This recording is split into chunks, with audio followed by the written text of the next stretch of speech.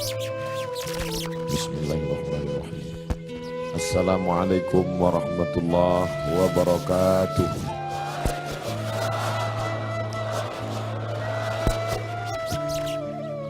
Alhamdulillahi wa kafa, wassalatu wassalamu ala al-habibil mustafa wa ala alihi wa ashabihi ahli tuqa wal wafa. Subhanaka la ilma lana illa ma 'allamtana innaka antal alimul hakim. Rabbi shrah li sadri wa li amri.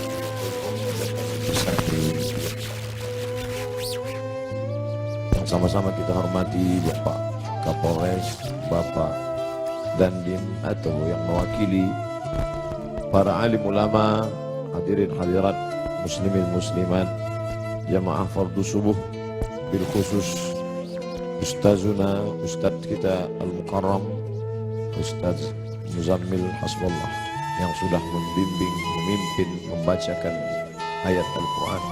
Allah saja yang dapat membalasnya. InsyaAllah kita semua dimuliakan Allah subhanahu wa ta'ala.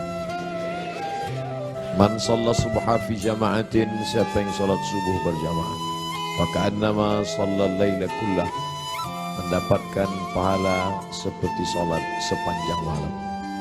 Law ya'lamuna ma fil atamati was subhi, seandainya mereka tahu balasan salat isya dan salat subuh berjamaah, la atauhuma habwan, mereka akan datang walaupun merangkak.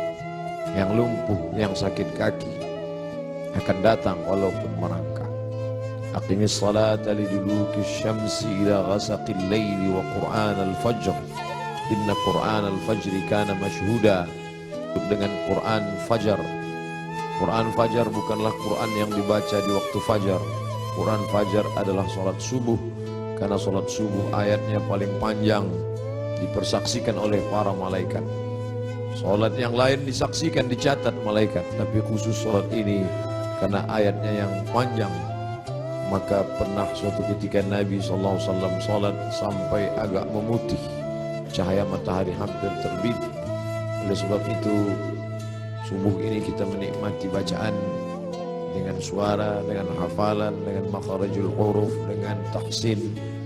Maka kita menikmati salat ini sehingga orang-orang yang sudah terbiasa dengan salat berjamaah seakan-akan dia tidak salat kalau tidak berjamaah. Di antara yang mendapatkan 7 naungan, di antara orang yang mendapatkan naungan Allah 7 golongan, satu di antaranya adalah rajulun qalbuhu mu'allaqun fil masajid, orang yang hatinya tergantung di masjid. Jasadnya boleh di luar, jasadnya boleh di kantor, jasadnya boleh di pasar, tapi ketika hati sudah tergantung di masjid, semua itu berawal dari subuh berjamaah. Mudah-mudahan kita istiqamah insyaallah. Amin ya rabbal alamin. Biasanya Nabi sallallahu alaihi wasallam i'tikaf 10 hari saja di bulan suci Ramadan. Tapi ada yang aneh tahun itu. Tahun itu dia i'tikaf selama 20 hari 20 malam. Dia tidak keluar dari Masjid Nabawi. Ada yang aneh, karena yang biasanya 10 hari 10 malam. Kalau kita salat di Masjid Nabawi tepat di mihrab, maka di samping mihrab sebelah kiri ada satu tiang bernama Ustuwanatus Sarir. Sampai hari ini masih tertulis Ustuwanatus Sarir. Ustuwana artinya tiang, sarir tempat tidur, karena di bawah tiang itu diletakkan tempat tidur Nabi Muhammad sallallahu alaihi wasallam. Disitulah Nabi i'tikaf. Di samping Ustuwanatus Sarir ada namanya Ustuwanatul Haris, tiang Haris artinya penjaga. Disitulah tegaknya penjaga Nabi, yaitu Sayyidina Ali ibni Abi Talib radhiyallahu anhu. Di Ustuwanatus Sarir itulah sahabat melihat ketika Nabi terjaga dari tidurnya, bangkit dari berbaringnya, nampak berbekas di pundaknya, yaitu bekas anyaman pelepah korma yang dijadikan sebagai alasnya. Lalu sahabat ingin membelikannya kasur yang empuk, firash, permadani yang lembut, tapi Nabi mengatakan itu tak layak bagiku. biarlah aku berada di atas anyaman pelepah korma ini saja, berbekas di pundak kulit yang lembut sallallahu alaihi wasallam.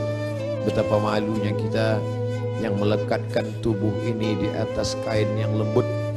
Di bawah kain lembut itu ada kasur yang tebal, di bawah kasur yang tebal itu ada lagi alas yang tinggi.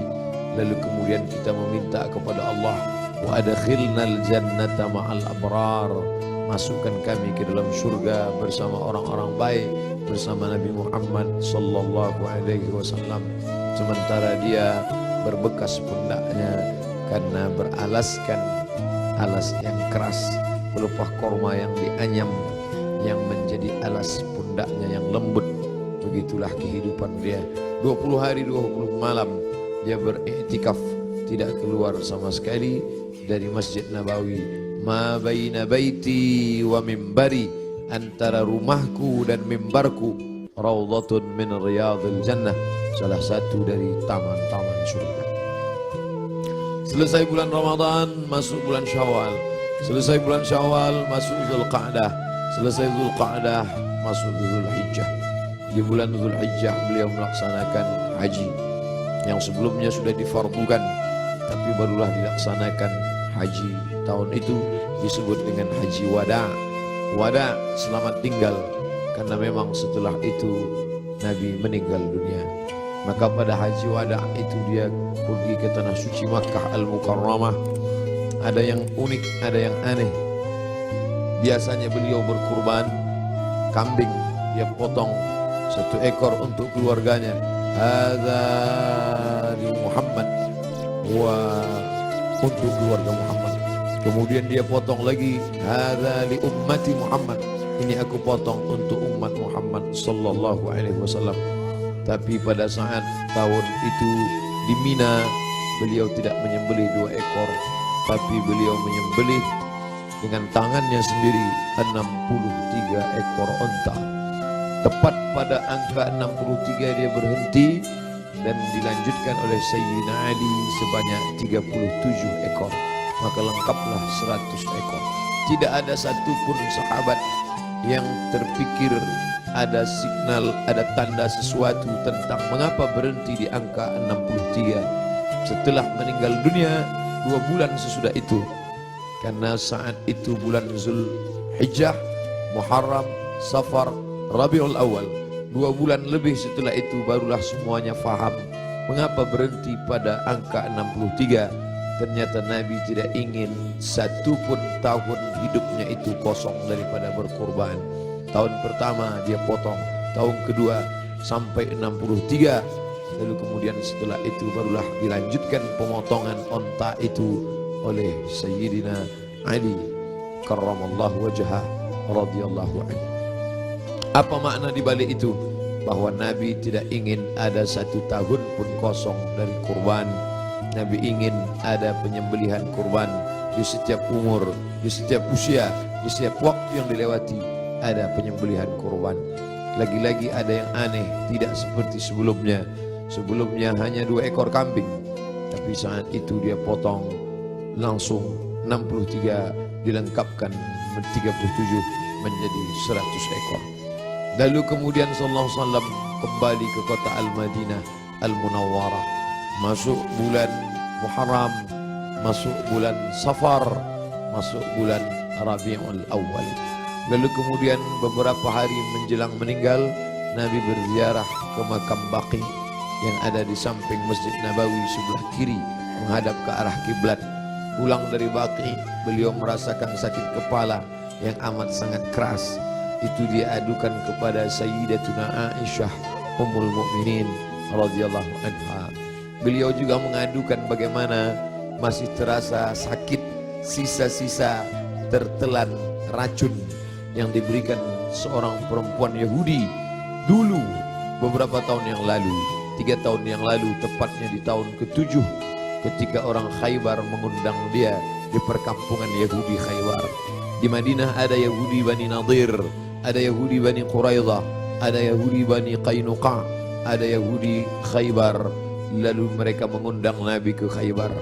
Mereka tanya, makanan apa yang paling disukai Nabi? Nabi menjawab, makanan yang paling disukai Nabi adalah kaki kambing bagian depan. Lalu mereka sajikan kaki kambing bagian depan itu, karena itu makanan kesukaan Nabi. Rupanya di bagian depan kaki kambing itulah mereka tanamkan racun yang paling sangat banyak, paling berbahaya. Sahabat Nabi yang mengunyah daging kambing itu langsung meninggal di tempat. Nabi SAW sepakat semua ahli sirah bahwa Nabi memasukkan daging kambing itu ke mulutnya, tapi mereka ikhtilaf tentang menelan. Maka segera Jibril alaihissalam memberitahu bahwa ada racun. Nabi memuntahkannya keluar, tapi ada beberapa tetes air liur masuk ke dalam. Kenapa itu terjadi? Bukankah Allah menjaganya? Bukankah malaikat mendapatkan wahyu, mendapatkan ilham, mendapatkan pesan untuk menjaga Nabi? Kenapa bisa terjadi? Hikmah di balik itu menurut ahli sirah, Allah ingin menyempurnakan nikmat kepada Nabi Muhammad sallallahu alaihi wasallam, bukan hanya sebagai nikmat penutup para nabi dan rasul, tapi juga nikmat sebagai mati sebagai seorang syahid. Dia sudah cukup penutup nabi dan rasul, tapi Allah lengkap, tak ingin hanya sebagai penutup nabi rasul, dia juga meninggal sebagai seorang syahid karena meninggal akibat racun yang tertelan di Khaybar. Aku masih merasakan sisa-sisa racun itu, wahai Aisyah. Lalu kemudian Nabi SAW sempat mengalami kehilangan kesadaran. Lalu sahabat mengambilkan air yang disimpan di dalam khirbah kulit kambing yang dijahit, sampai tidak keluar air dari kulit kambing itu karena ketat jahitannya. Lalu kemudian disiramkan ke wajah Nabi Muhammad sallallahu alaihi wasallam. Ketika air itu disiramkan ke wajah Nabi, Nabi pun tersadar.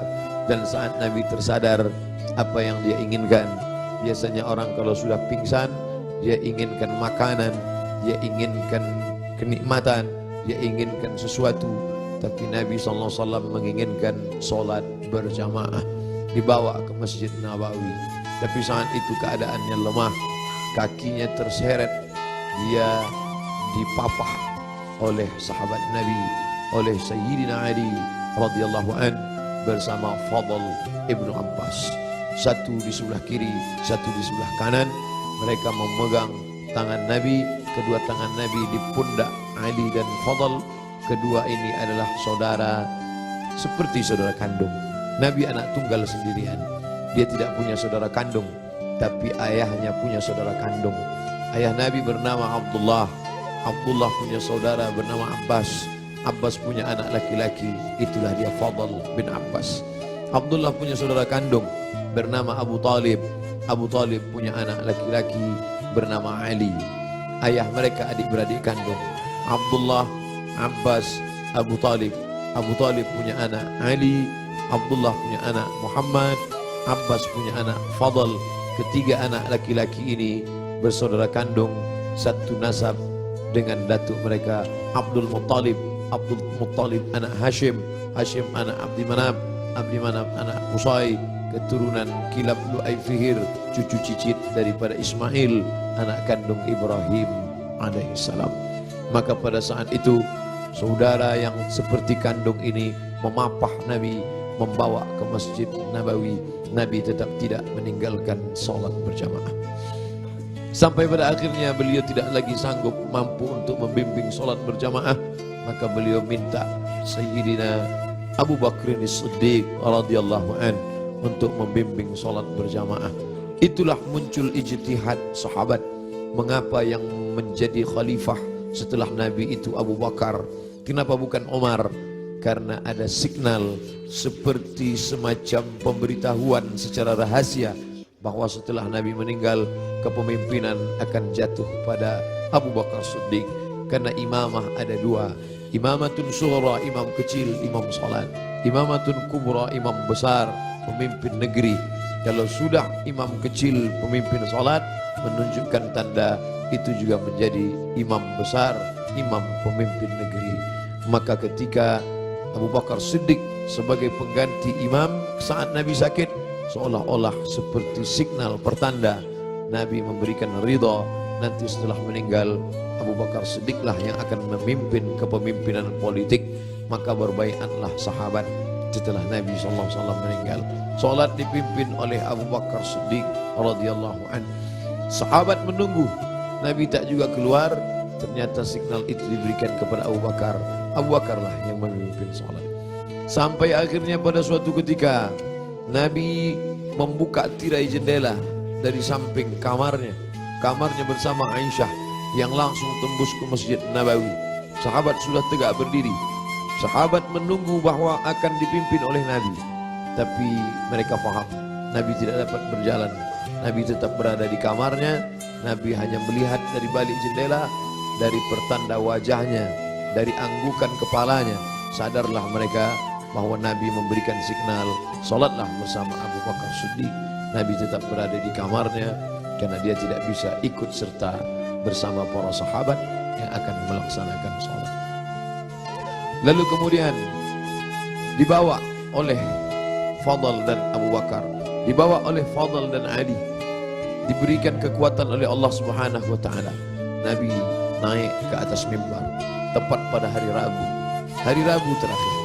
Kamis, Jumat, Sabtu, Ahad, Senin, 5 hari menjelang meninggal. Nabi naik ke atas mimbar. Sampai di atas mimbar, apa kata Nabi sallallahu alaihi wasallam? Man kuntu jalattu lahu dhahran. Siapa yang pundaknya pernah aku cambuk, saat aku mencambuk unta, lalu ujung cambuk itu terkena pundaknya karena dia berada di balik unta, di balik kuda, di balik keledai, di balik bukit, terkena ujung cambuk itu.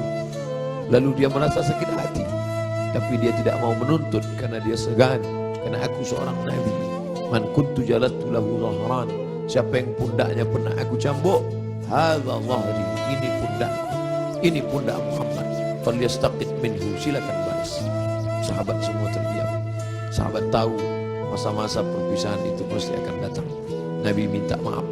Siapa yang kulitnya pernah aku sakiti, ini pundakku, silakan balas. Semua sahabat terdiam. Man kuntu syatamtu lahu irdan. Siapa yang pernah cakapku kasar, menyinggung perasaannya. Man kuntu syatamtu lahu irdan. Siapa yang pernah aku caci maki, andai datang keluar kata-kata kasar dari lidahku, lalu kemudian hatinya tersinggung, hadza irdi, ini harga diri Muhammad. Falyastaqit minhu, silakan balas. Semua sahabat terdiam. Tak ada sahabat yang ingin membalas. Mereka mengikhlaskan semua. Andai pernah tercambuk pundak mereka, ya Rasulullah, jangankan pundak, nyawa kami berikan untuk engkau. Saat gigimu patah, saat pelipismu berdarah, sahabat menghunuskan pedang di tengah pasukan berkobar pada perang Uhud. Mereka masuk, dijamin pasti 99,9% akan mati. Mereka memberikan nyawanya untuk Nabi Muhammad sallallahu alaihi wasallam. Abu Bakar Siddiq, hartanya, emasnya sampai berbungkal dia berikan untuk biaya hijrah. Jangankan nyawa, jangankan harta, semua kami berikan untuk ya Muhammad. Semua sahabat terdiam. Lalu kemudian Nabi bertanya, siapa yang pernah aku pinjam uangnya dan belum dibayar? Kemudian tegak seorang sahabat, innalaka alayya thalatha darahim. Engkau ada utang 3 dirham ya Muhammad. Engkau pernah pinjam uang thalatha darahim, 3 dirham dan belum terbayar. Apa kata Nabi kepada Fadl? Fadl duduk di samping mimbar. Idfa ya Fadl, bayarkan wahai Fadl. Bayar 3 dirham kepada dia. Fadl segera membayarkan 3 dirham karena Nabi tidak ingin tertinggal dia. Kalau pernah tersakiti fisik, pipi yang tertampar, rambut yang tertarik, kulit yang terluka, jangan sampai kita bawa mati menghadap Allah. Kalau pernah ada hati yang tersakiti, jangan sempat ada hati orang yang sakit, maka mintalah maaf. Itu yang ditunjukkan oleh Nabi Muhammad sallallahu alaihi wasallam. Lalu kemudian hutang piutang, walaupun mati syahid, orang mati syahid tidak akan merasakan sakaratul maut. Orang yang mati syahid tidak akan merasakan azab kubur. Orang yang mati syahid tidak akan merasakan hisab. Orang yang mati syahid langsung masuk surga. 4 keutamaan mati syahid diletain kecuali hutang piutang. Nabi Sayyidul Anbiya wal Mursalin pun tidak ingin ada hutang piutang, maka dia minta kepada Fadl, idfa ya Fadl, bayar wahai Fadl. Fadl membayar. Tapi sahabat sudah merasa tidak enak hati. Mereka sudah tahu detik-detik perpisahan itu tak akan lama lagi.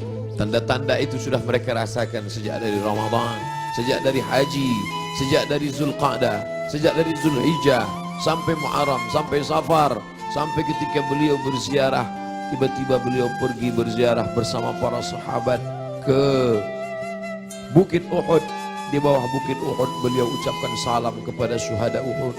Assalamualaikum ya ahli diyar minal mu'minin wa inna insyaallah bikum lahiqun. Insyaallah kami akan menyusul kamu wahai syuhada Uhud. Nas'alullah lana wa lakumul afiyah. Sahabat mengerti, nampaknya seperti ucapan perpisahan, seakan-akan ucapan wada. Nabi akan meninggalkan mereka tak lama lagi. Lalu kemudian sampailah mereka melihat sakitnya Nabi. Akhirnya dia terbaring dan dia memilih kamar bersama Aisyah, karena kamar itulah yang paling dekat dengan mihrabnya, hanya lebih kurang 22 meter saja. Di sini mihrabnya, di samping mihrab mimbarnya, di samping kiri menghadap ke kiblat, disitulah kamarnya. Antara jarak yang begitu dekat. Biasanya Bilal mengetuk pintu, karena Nabi sholat qabliyah di kamar. Nabi tidak sholat qabliyah di dalam masjid. Nabi sholat qabliyah di kamar. Bilal biasanya mengetuk pintu, bertanya, sudah bolehkah iqamat wahai Rasulullah? Kalau Rasulullah mengatakan aqimis salah, iqamatlah Bilal. Barulah Bilal berani, Allahu Akbar, Allahu Akbar, asyhadu an la ilaha illallah, asyhadu anna Muhammadar Rasulullah, hayya 'alas salah, hayya 'alal falah, qad qamatis salah, qad qamatis salah, Allahu Akbar, Allahu Akbar, la ilaha illallah. Tapi hari itu tidak ada signal dari Nabi, karena Nabi berada di kamar. Dipapah pun tak juga sanggup berdiri. Sampai akhirnya datanglah Sayyidatuna Fatimah masuk ke dalam kamar Nabi sallallahu alaihi wasallam. Nabi membisikkan sesuatu ke telinga Fatimah. Fatimah tersenyum.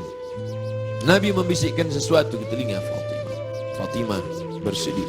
Kelihatan dari raut wajah Fatimah ada sesuatu yang tidak menyenangkan. Nabi berbisik sesuatu ke telinga Fatimah. Fatimah tersenyum. Di saat yang sama terlihat wajahnya seperti gembira mendengar sesuatu.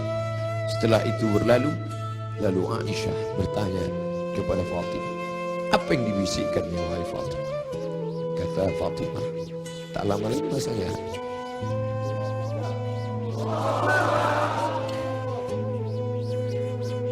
Tak lama lagi masanya aku akan menghadap Allah SWT. Inilah masa-masa terakhir. Aku akan bersama dengan kalian. Kenapa Fatimah tersenyum? Karena Nabi berbisik, engkau adalah orang pertama yang akan menyusul di antara keluarga. Engkau adalah orang pertama yang akan bersama dengan engkau. Engkau adalah orang pertama yang akan menyusul aku dan keluargaku. Ucapan Nabi itu benar. Tidak ada yang lebih daripada itu. Bahwa setelah Nabi SAW meninggal 6 bulan lamanya, tak lama, hanya 6 bulan saja setelah itu, Sayyidatuna Fatimah menyusul Nabi Muhammad SAW. Anaknya dikatakan Nabi, Innal Hasan wal Husain Sayyida Syababi Ahlil Jannah. Sesungguhnya Sayyidina Al-Hasan, Sayyidina Al-Husain adalah dua pemimpin pemuda surga. Pemuda-pemuda yang sholat subuh ini, pemuda-pemuda ahli surga ini akan dipimpin oleh Sayyidina Al-Hasan, Sayyidina Al-Husain. Fatimah Sayyidatu Nisa'i Ahlil Jannah, perempuan-perempuan yang hadir di majlis ilmu ini, perempuan-perempuan salihah yang hidup bersama kita saat ini. Mereka akan masuk surga dipimpin oleh Sayyidatu Nisa'i Ahlil Jannah, yaitu Khadijah, yaitu Sayyidatuna Fatimah, buah pernikahan Nabi dari Sayyidatuna Khadijah Al-Kubra. Itu yang membuat Fatimah tersenyum. Bagaimana rasanya ketika kebahagiaan bersatu dengan kesedihan? Satu sisi merasa bersedih karena akan berpisah dengan Nabi, tapi tidak lama Fatimah. Perpisahan itu tidak lama Fatimah, hanya sekedar 6 bulan saja. Setelah itu engkau akan menyusul. Engkau akan menyusul. Allahumma salli ala Sayyidina Muhammad. Allahumma salli ala Sayyidina Muhammad. 14 abad yang lalu kisah itu terjadi. Tapi seakan-akan kita bersama dalam ruangan itu, bersama Aisyah, bersama Fatimah. Mudah-mudahan kesusahan kita ini akan membuat kita dekat dengan Nabi SAW. Tidak ada yang bisa menguatkan jiwa kita selain daripada takbir Allahu Akbar. Jangan biarkan jiwa ini larut bersama kesedihan. Tidak layak untuk sedih, karena orang-orang beriman dia mesti kuat. Allah bersama dia, Rasulullah SAW selalu bersama dia. Kita tetap berselawat, kita tetap agungkan Allah. Mengapa kita mesti rapuh? Mengapa kita mesti bersedih? Orang beriman itu, ala inna awliya Allah, ketahuilah wali-wali Allah, orang-orang yang menolong agama Allah, la khawfun alaihim walahum yahzanun. Tak ada takut dalam hati mereka, tak ada takut dalam jiwa mereka. Walahum yahzanun, mereka tidak bersedih hati. Yang tidak boleh hanya memukul-mukul pipi, menarik-narik kantong, menarik-narik rambut, menyobek-nyobek baju. Laisa minna man darabal khudud wa syaqqal juyub. Siapa yang memukul pipi, siapa yang menarik rambut, siapa yang merobek kantong, bukan umat Muhammad sallallahu alaihi wasallam. Adapun meneteskan air mata, Nabi menangis ketika anaknya Ibrahim meninggal dalam usia 18 bulan. 18 bulan umur anak kesayangan itu meninggal, meleleh air mata Nabi. Kenapa engkau menangis ya Rasulullah? Ama tarda ya Rasulullah? Apakah engkau tidak ridha atas ketetapan Allah ini? Aku ridha, kata Nabi. Lalu kalau ridha, kenapa engkau menangis? Ungkapan kasih sayang. Air mata ungkapan kasih sayang. Kita bukan marah kepada Allah, kita bukan tidak senang. Ini bukan niyaha, ini bukan ratapan, ini bukan majelis ratapan. Ratapan adalah sumpah serapah. Mengapa anakku yang meninggal? Mengapa menantuku yang meninggal? Mengapa suamiku yang meninggal? Kita tidak meratap. Majelis rati oleh Allah dan Rasulullah, kita tidak meratap. Ini air mata kesedihan, ini air mata kasih sayang. Selama mulut tidak menyumpah serapah. Da'udna, kata Nabi, ketika ada beberapa perempuan yang menangis bersama Nabi berjalan, Sayyidina Umar radhiyallahu an. Lalu apa kata Umar? Da'udna, biarkan mereka menangis. Ungkapan kasih sayang. Selama tangan tidak memukul pipi, selama tangan tidak menarik rambut, selama mulut tidak berkata sumpah serapah, maka biarkan.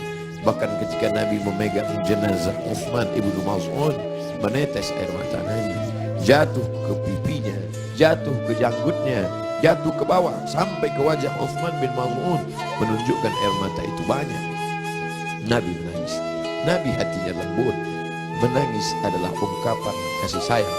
Menangis adalah ungkapan kesedihan. Menangis adalah ungkapan keridhaan. Menangis adalah ungkapan melepaskan jiwa yang tertahan, tapi kita tidak larut dalam tangisan itu.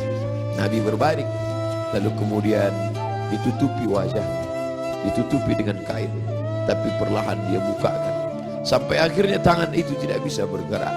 Lalu kemudian Sayyidatuna Aisyah radhiyallahu anha membacakan Al-Fatihah. Bismillahirrahmanirrahim. Alhamdulillah rabbil alamin. Arrahmanir rahim. Maliki yaumiddin. Iyyaka na'budu wa iyyaka nasta'in. Ihdinas siratal mustaqim. Siratal ladzina an'amta 'alaihim ghairil maghdubi 'alaihim waladdallin. Amin. Dibacakannya qul huwallahu. Bismillahirrahmanirrahim. Qul huwallahu ahadun Allahus samad. Lam yalid wa lam yulad wa lam yakul lahu kufuwan ahad. Qul huwallahu ahadun Allahus samad. Lam yalid wa lam yulad wa lam yakul lahu kufuwan ahad. Qul huwallahu ahadun Allahus samad. Lam yalid wa lam yulad wa lam yakul lahu kufuwan ahad. Dibacakannya qul a'udzu bil falaq, qul a'udzu bil falaq, min syarri ma khalaq, wa min syarri ghasiqin idza waqab, wa min syarri naffatsati fil 'uqad, wa min syarri hasidin idza hasad. Dibacakannya qul a'udzu bin nas, malikin nas, ilahin nas, min syarri wasil khannas, alladzi yursulu fi sudurin nas, min al-jinnati wan nas. Lalu telapak tangan Nabi ditiupkan ayat-ayat yang sudah dibacakannya itu yang penuh berkah, ditiupkannya ke telapak tangan Nabi. Padahal mestinya kita yang membacakan, kita tiupkan ke telapak tangan kita, lalu kita usapkan ke wajah orang yang sakit. Tapi Sayyidatuna Aisyah tidak ingin melangkahi. Ada tangan yang lebih berkah daripada tangannya, ada tangan yang lebih mulia daripada tangannya. Itulah tangan Sayyidul Ahlil Jannah, Sayyidina wa Maulana Muhammad sallallahu alaihi wasallam. Ditiupkan ke telapak tangannya, lalu diusapkan ke wajah Nabi Muhammad sallallahu alaihi wasallam. Aisyah melihat di wajah Nabi seperti menginginkan sesuatu. Sebagai seorang istri yang menemani Nabi dalam suka dan duka, dalam senang dan tawa, maka Nabi mengerti bahasa, Aisyah mengerti bahasa yang diperlihatkan oleh Nabi SAW. Lalu kemudian Aisyah paham bahwa Nabi menginginkan siwak, Nabi suka kepada siwak. Laula an asyqa ala ummati, kalau tidak memberatkan bagi umatku, la amartuhum bisiwak, pasti aku perintahkan mereka bersiwak inda kulli shalah, dalam setiap salat. Lalu kemudian Aisyah mengambil siwak, lalu merobek ujung kulit siwak dan mengunyahkannya agar ujung siwak itu keluar serabutnya. Lalu kemudian diberikan, diletakkan ke bibir Nabi sallallahu alaihi wasallam. Air liur terakhir yang bersatu dengan mulut Nabi sallallahu alaihi wasallam adalah air liur yang digigitkan oleh Sayyidatuna Aisyah ke ujung siwak, lalu diberikan. Tampak senyum di wajah Nabi sallallahu alaihi wasallam. Makin lemah. Hari Senin, saat yang amat sangat menyedihkan, Nabi makin lemah.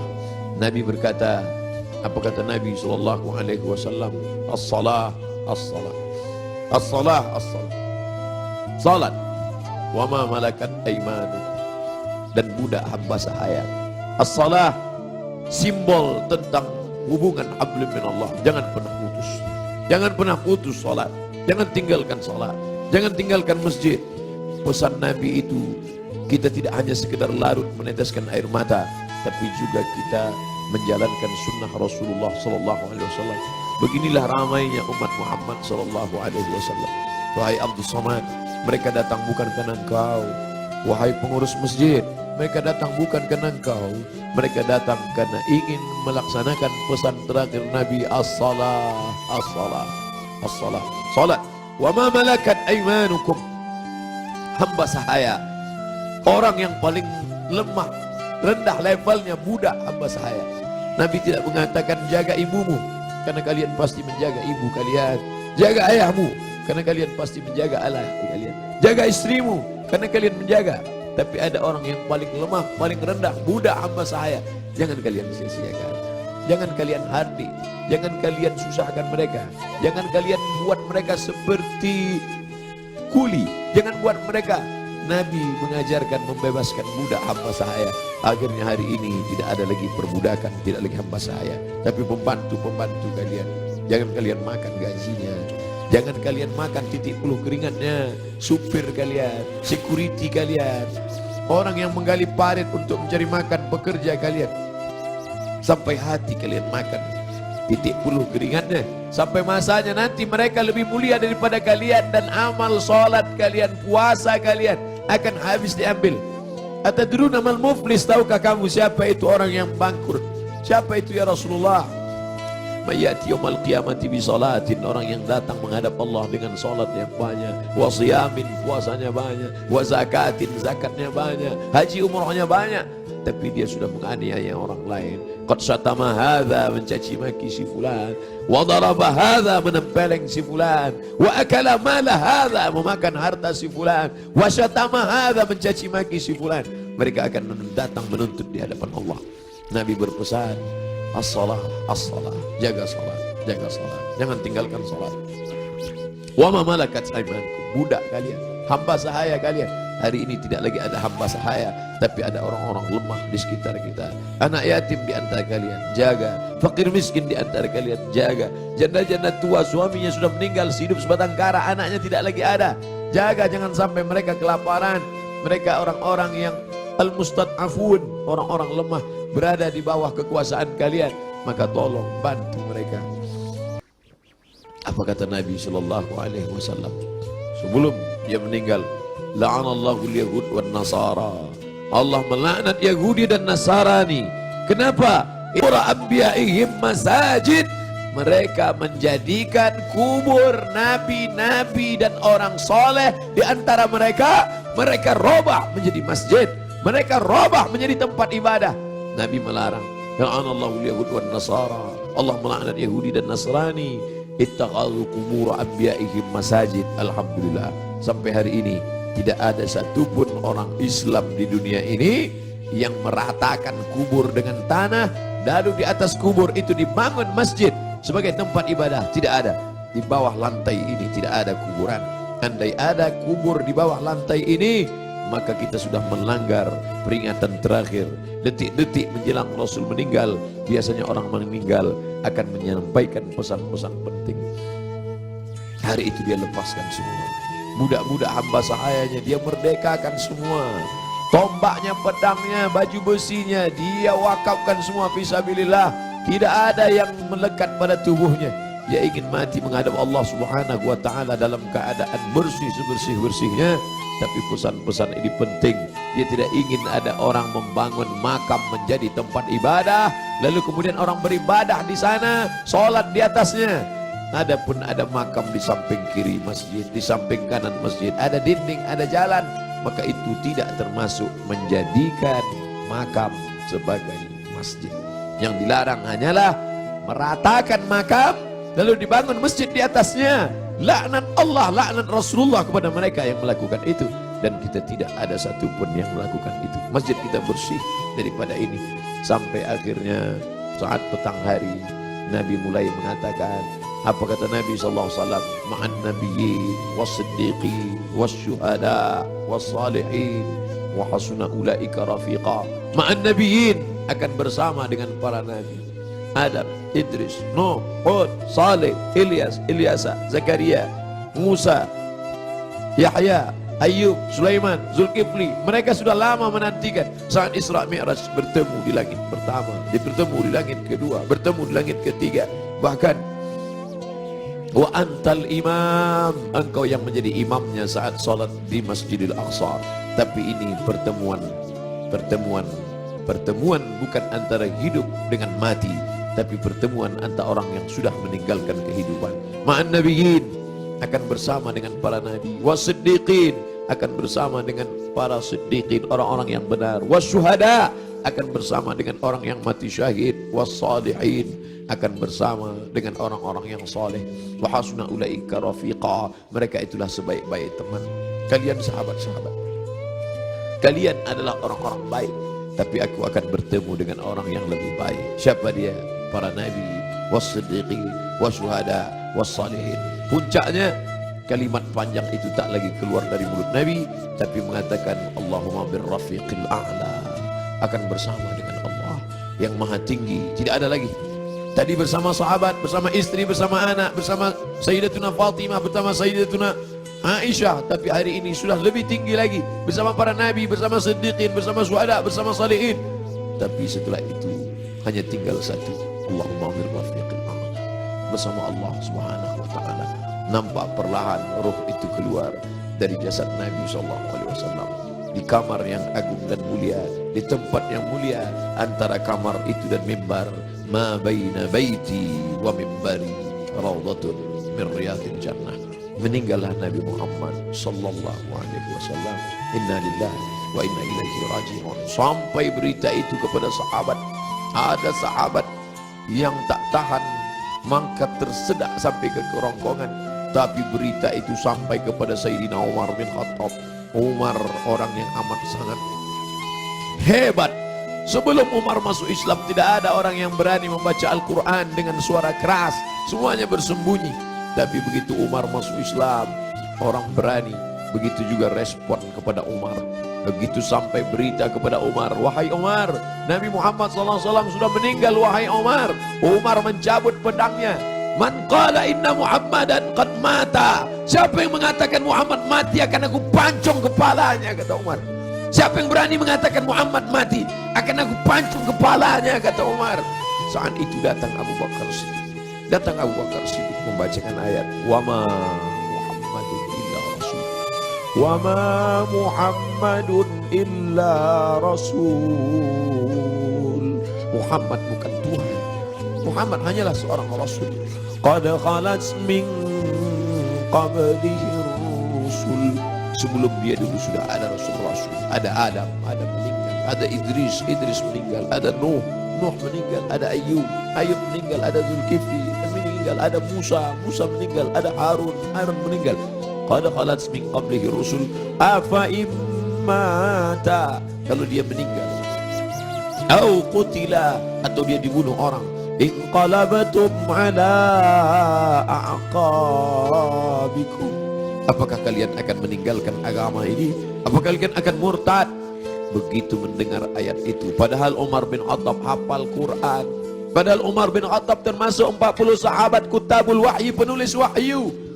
Tidak hafalkah dia ayat itu? Dia hafal Quran, dia penulis wahyu. Tapi kenapa ketika pukulan berat itu datang, lupa, hilang ayat itu dari kepalanya. Maka kita pun begitu dalam hidup ini. Kadang ketika pukulan berat itu datang, kita perlu sahabat, kita perlu teman-teman. Saat ini Abdul Somad yang mengingatkan, saat ini Abdul Somad yang membacakan. Tapi sampai masanya pukulan berat itu datang bertubi, Abdul Somad pun lupa. Siapa yang akan mengingatkan dia? Ada sahabat-sahabat, sahabat-sahabat dakwah semua. Abdul Somad bukan guru, Abdul Somad bukan imam, Abdul Somad bukan syekh, Abdul Somad bukan habib. Abdul Somad hanyalah seorang sahabat dakwah yang saling mengingatkan, watawasau bil haq, watawasau bis sabr. Kan engkau saudaraku, tapi besok aku boleh lupa, besok aku boleh lalai. Kalian yang akan mengingatkan. Ustaz Somad dulu yang ceramah tentang ini, Ustaz Somad dulu yang kenapa engkau lupa Ustaz? Hari ini subuh ini yang penuh berkah. Allah barik li ummati fi bukuriha. Ya Allah, berkahi umatku ini pada waktu pagi, pada waktu subuh. Lalu kemudian berita itu sampai kepada Umar. Umar tak dapat menguasai jiwanya. Ternyata cinta mengalahkan ayat, ternyata cinta mengalahkan semuanya. Tapi ada orang tua yang santun membuat pedang itu terjadi. Bagaimana dengan sahabat yang lain? Bilal tidak sanggup tinggal di kota Al-Madinah Al-Munawwarah. Bagaimana mungkin dia bisa sanggup tinggal di sana? Setiap subuh dia akan mengetuk pintu itu. Dan mulai besok Selasa, kalau dia ketuk pintu itu tidak ada lagi yang keluar dari sana. Bagaimana mungkin dia sanggup tinggal di sana? Dia tinggalkan kota Madinah, dia pergi ke negeri Syam di Damaskus. Bilal tak sanggup memandangkan azan. Bilal pergi ke negeri Syam. Dia tinggalkan kota Al-Madinah Al-Munawwarah, dia pergi ke negeri Syam.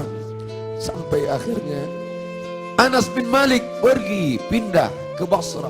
Anas bin Malik, sahabat yang terakhir meninggal di Basrah tahun 93, tahun 94 Hijrah. Mereka tidak sanggup. Mereka tidak sanggup tinggal di sana. Sebagian sahabat menetap karena kekuatan iman, kekuatan cinta. Tapi sebagian sahabat juga harus menghindar jauh karena kerinduan yang begitu mendalam. Sampai akhirnya Bilal tetap menetap di sana. Sampai akhirnya Umar merasa perlulah Bilal kembali sekali-sekali. Datanglah Bilal ke kota Al-Madinah Al-Munawwarah. Aku tidak sanggup, kata Bilal. Bagaimana aku akan mengumandangkan azan di sana?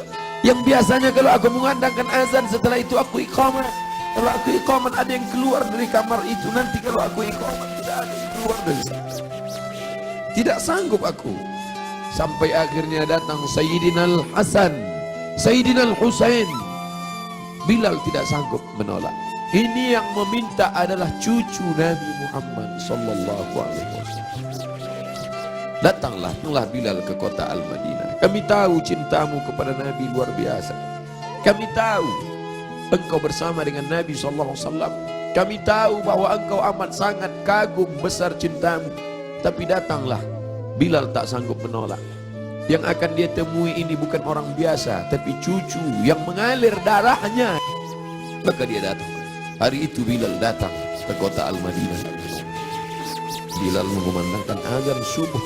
Terdengar suara Bilal, Allahu Akbar, Allahu Akbar.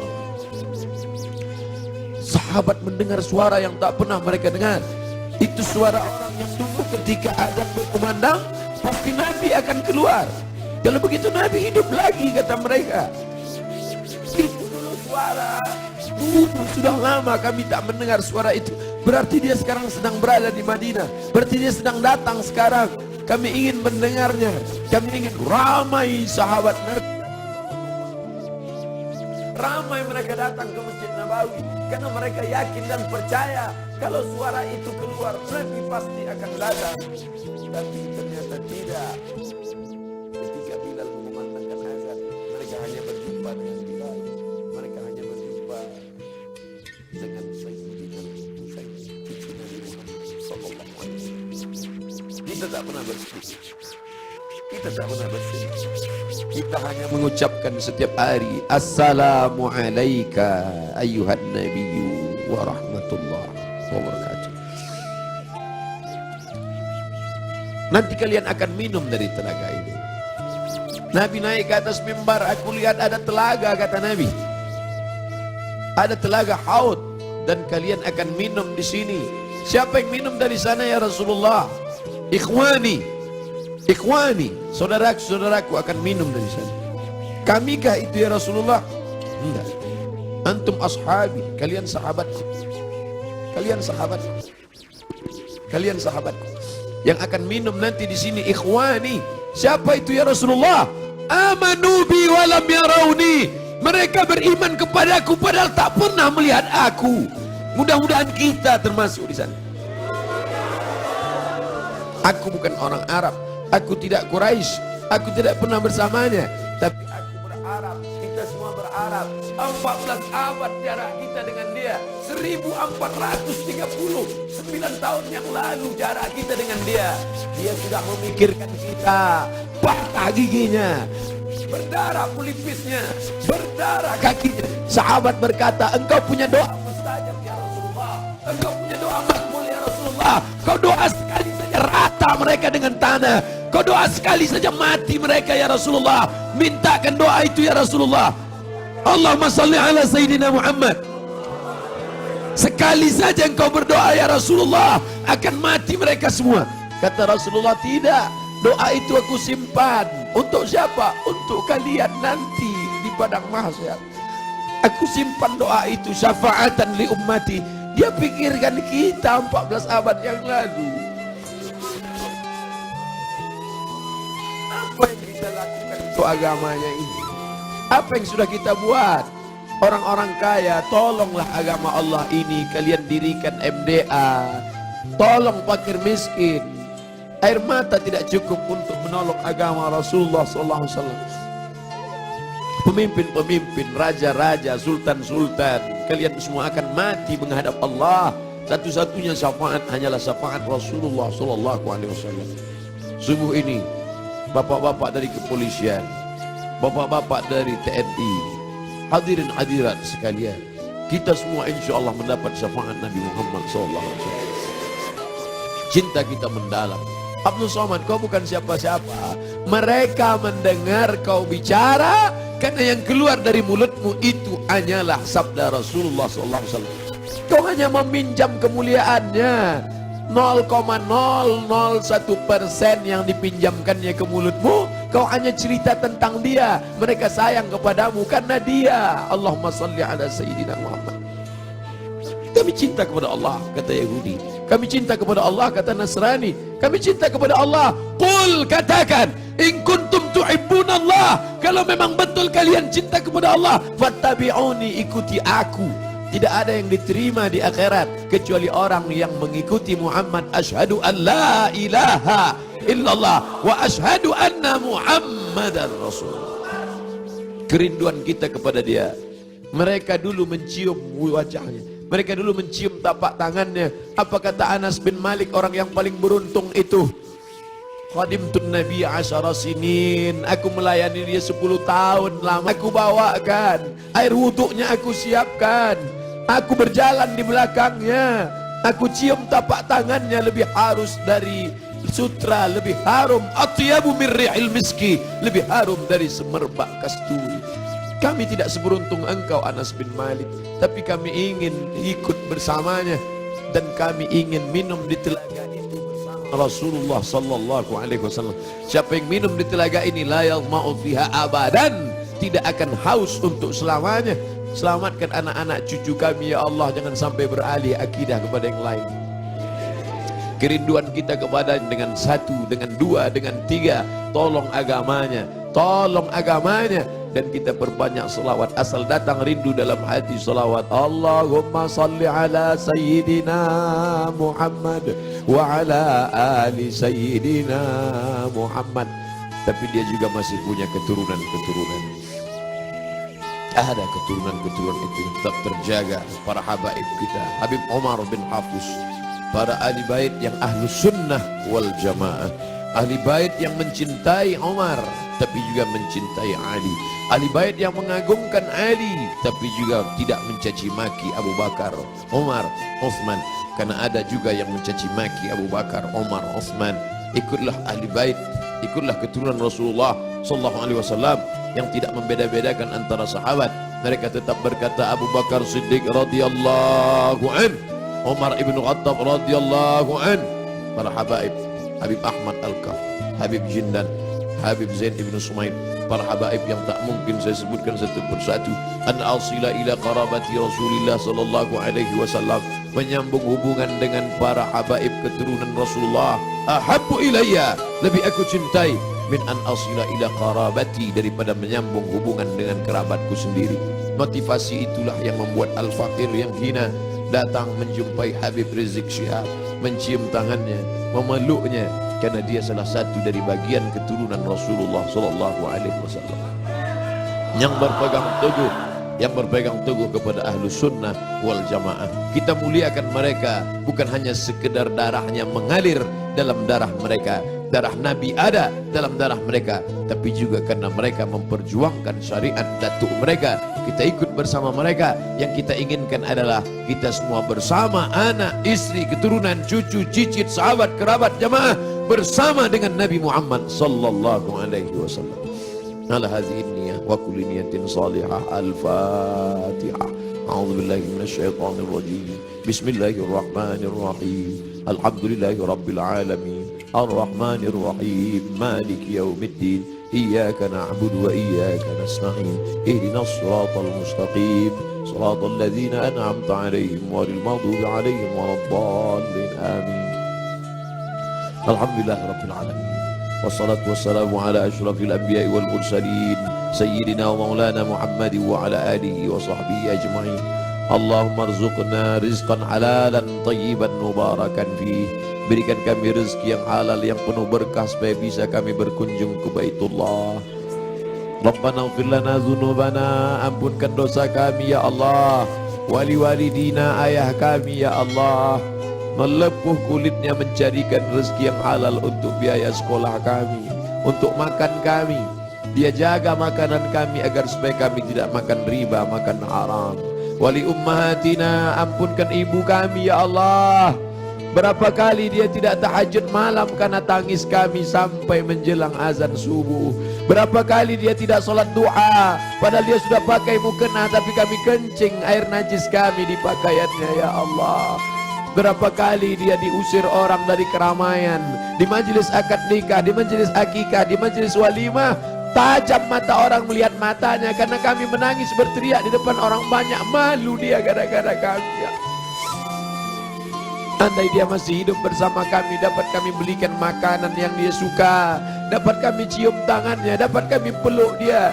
Tapi sebagiannya sudah kembali menghadap engkau, tak ada yang dapat kami ucapkan Allahumma ighfir laha, ampunkan dosanya, warhamha, warhamha, marhamha, curahkan rahmat kasih sayangmu padanya, wa akrim nuzulaha, muliakan dia, waj'alil jannata mathwaha, jadikan surga sebagai tempat tinggalnya ya Allah. Allahumma ja'al qabraha radatan min riyadil jinan, jadikan kuburnya salah satu dari taman surgamu ya Allah. Hufratan min hufarin niran, jangan jadikan kuburnya salah satu dari lubang nerakamu ya Allah. Rabbana hablana minas salihin, jadikan anak-anak kami anak-anak yang saleh dan salihah ya Allah. Allahumma ja'alhum min huffazil Quran, jadikan mereka para penghafal Al-Quran ya Allah. Subuh ini kami dibimbing oleh Ustadz kami, guru kami, Ustadz Muzammil. Panjangkan umurnya ya Allah, sehatkan badannya ya Allah.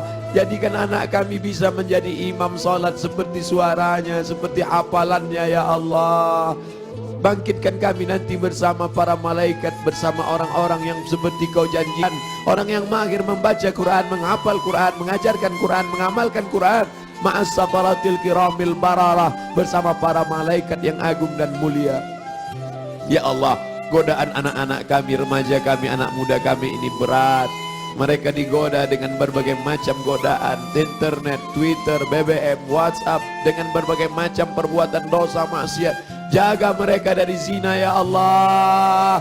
Jaga mereka dari narkoba ya Allah. Jaga mereka dari LGBT ya Allah. Selamatkan mereka dari perbuatan keji dan mungkar ya Allah. Allahumma dafa'ana al-ghala wal waba wal fahsya wal riba wal zina wal munkar.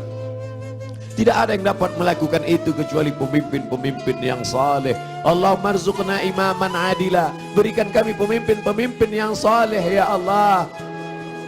Allahumma ansur ulata umurina. Pemimpin-pemimpin kami, lembutkan hati mereka supaya mereka menolong agamamu ya Allah. Wafiqna wafiqkum lima tuhibbu wa tarda. Berikan taufikmu pada kami, pada mereka, agar kami dapat dibimbing dalam jalan yang benar ya Allah. Rabbana hab lana min azwajina wa dzurriyyatina. Jadikan pasangan hidup kami, anak cucu keturunan kami, qurrata a'yun, orang-orang yang sejuk dipandang mata dan menenangkan hati kami ya Allah. Berikan kami rezeki yang halal supaya kami dapat mengucapkan salam di makam Nabi-Mu. Assalamualaikum ya Rasulullah. Assalamualaikum ya Habiballah. Assalamualaikum ya Nabi Allah. Assalamualaikum ya khaira khalqillah. Assalamualaikum ya safwatullah. Assalamualaikum ayyuhan nabiyyu wa rahmatullahi wa barakatuh. Rasanya mata kami tak layak melihat dia karena mata ini terlalu banyak melihat maksiat. Rasanya telinga ini tak layak mendengarkan balasan salamnya karena telinga ini lebih banyak mendengarkan yang tidak dia suka. Rasanya tangan ini tak layak bersalaman bermusafahah dengannya karena tangan ini terlalu banyak melakukan dosa. Rasanya tubuh ini tak layak memeluknya. Kami tahu tempat kami jauh dari Engkau ya Rasulullah. Kami tahu bahwa kami tak layak dekat Engkau ya Rasulullah, tapi kami tetap rindu kepada Engkau. Yang kami bawa hanya satu, cinta kami padamu. Allahumma salli ala Sayyidina Muhammad. Engkau janjikan lewat sabdamu bahwa orang yang paling dekat dengan Engkau, orang yang paling banyak bersalawat. Itulah yang dapat kami pegang sampai hari ini. Allahumma salli ala Sayyidina Muhammad. Kami tidak kaya. Andai kami kaya tentu dapat kami bangun masjid yang besar. Andai kami kaya dapat kami sekolahkan anak yatim. Andai kami kaya tentu kami akan dapat membangunkan rumah panti jompo karena cinta kami padamu. Tapi kami juga dalam keadaan susah ya Rasulullah. Kami hanya bisa mengucapkan Allahumma salli ala Sayyidina Muhammad. Tapi kami tahu bahwa Engkau tak akan mencia-ciakan, tak akan Kau sia-siakan cinta kami kepadamu ya Rasulullah. Ilahi tulil firdausi ahla. Aku tahu aku tidak layak masuk ke dalam surgamu ya Allah. Wala aqwa 'ala naril jahimi, tapi aku juga tidak kuat masuk dalam nerakamu ya Allah. Dzunubi mithlu a'dadir rimali. Dosa-dosa kami sebanyak buih di lautan, sebanyak pasir di pantai. Fa innaka ghafirudz dzambil 'azim. Tapi kami yakin Engkau Maha Pengampun, Engkau Maha Pemaaf. Ampunkanlah segala dosa kami ya Allah. Rabbana ighfir lana, masa muda kami yang penuh dengan maksiat dan dosa, ampunkan dosa kami ya Allah. Rabbana ighfir lana dzunubana wa li ikhwanina, saudara-saudara kami yang sudah berbuat baik pada kami, tak dapat kami membalas budi baik mereka, silap mereka, salah mereka, ampunkan dosa-dosa mereka ya Allah. Allahumma inna nas'aluka salamatan fid din. Kuatkan akidah anak-anak kami sehingga mati kami dalam husnul khatimah. Wa afiatan fil jasad. Sehatkan badan kami supaya kami bisa menolong agamamu ya Allah. Sehatkan bapak-bapak polisi kami supaya bisa menolong agamamu ya Allah. Sehatkan bapak-bapak TNI kami supaya bisa menolong agamamu ya Allah. Sehatkan pemimpin-pemimpin bangsa ini supaya bisa menegakkan bersyariat ya Allah. Cinta negeri kami, kami cinta saudara-saudara kami yang minoritas. Doa kami kepada Engkau, Allahumma hdi qawwana fa innahum la ya'lamun. Berikan mereka hidayah ya Allah. Kami tidak datang sebagai pelaknat penghuni neraka jahanam. Kami tidak datang melaknat mencaci maki. Kami hanya datang sebagai penebar rahmat seperti Kau utus Nabi wa ma arsalnaka illa rahmatan lil alamin. Wa barakatan fir rizqi, berikan berkah pada rezeki kami supaya bisa kami masukkan anak kami ke pondok pesantren, supaya bisa kami bantu ma'ad madrasah diniyah awaliyah, madrasah ibtidaiyah. Wa barakatan fir rizq, wa taubatan qablal maut. Beri kami taubat sebelum mati ya Allah. Wa rahmatan indal maut. Curahkan rahmatmu ketika kami nanti mati ya Allah. Wa maghfiratan ba'dal maut. Berikan kami ampunan sesudah mati. Allahumma hawwin alaina fi sakaratil maut. Kematian yang dikatakan Nabimu seperti tebasan pedang di tempat yang sama beratus kali. Kematian seperti kambing yang dikuliti hidup-hidup. Kematian seperti mata kail pancing yang ditarik dari kulit yang basah. Ringankan kami waktu sakaratul maut ya Allah. Allahumma hawwin alaina fi sakaratil maut. Ringankan kami waktu sakaratul maut ya Allah. Dulu saat anak kami lahir, buah hati belayan jiwa. Saat dia lahir, kami yang membisikkan ke telinganya sayup-sayup, asyhadu an la ilaha illallah. Kami tidak ingin anak kami itu kaya tapi tidak mengenalmu. Kami tak ingin anak kami itu punya jabatan tapi tidak beriman kepadamu. Kami tak ingin anak kami itu masyhur terkenal tapi melupakanmu. Kami ingin saat kami mati sakaratul maut, anak kami lah yang berbisik ke telinga kami, la ilaha illallah. Dia yang kami besarkan dengan titih peluh keringat dan air mata. Kami ingin anak kami itulah yang nanti berkirim doa, Rabbil firli wali walidayya warhamhuma kama rabbayana saghira. Ya Allah, Engkau berjanji, ainani, ada dua mata, la yamassuhuman nar, ada dua mata yang tidak akan tersentuh api neraka. Ainun bakat min khasyatillah, jadikanlah air mata kami ini kami menangis karena takut kepadamu ya Allah. Jadikanlah air mata subuh ini bukan ratapan, bukan ni'ah. Air mata ini air mata yang menangis karena kami takut kepadamu ya Allah. Selamatkan kami dari riya, selamatkan kami dari sum'ah, selamatkan kami dari takabur, selamatkan kami dari sombong, selamatkan dari hasad. Wala taj'al fi qulubina ghilla, jangan jadikan di hati kami ini hasad, benci kepada saudara kami yang seiman ya Allah. Rabbana zalamna, kami sudah menzalimi diri kami.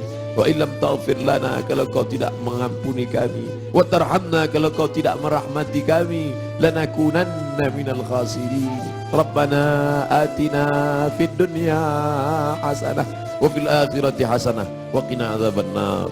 Wa sallallahu ala sayyidina wa maulana Muhammad wa ala alihi wa sahbihi wasallam. Walhamdulillahi rabbil alamin. Taqabbalallahu minkum minna wa minkum taqabbal ya karim. Terima kasih segala perhatian. Mohon maaf segala kekhilafan. Jangan lupa saling mendoakan. Kita berpisah tapi hubungan kita tak putus. Satu permintaan Ustaz Abdul Somad, nantikan Ustaz Abdul Somad dalam husnul khatimah. Wassallallahu ala sayyidina Muhammad wa ala alihi wasallam walhamdulillahi rabbil alamin. Wassalamualaikum warahmatullahi wabarakatuh. Beriring dengan selawat. Salamullah